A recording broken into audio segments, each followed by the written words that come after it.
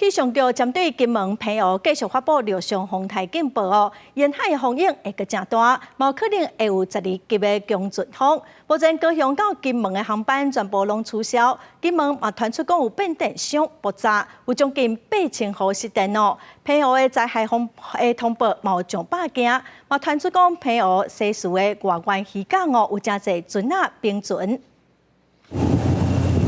江边起大海涌，一涌一涌一直向海岸，惊险的画面就伫金门廖罗港，持续受到风台影响，岛内各地灾情不断。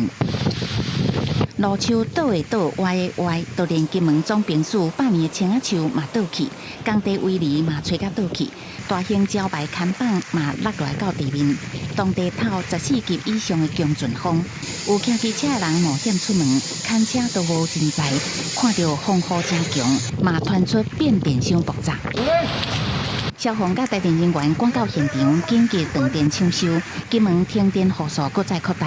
统计将近8000户。受理灾情的通报至少63件，因为风台的影响，离岛的澎湖嘛是灾害连连。海水一直灌入来，小门停车场规个拢淹去，镜头转向市区，同款嘛是大淹水。餐厅的招牌、青灯条啊，这的物件，同款嘛拢倒伫路面。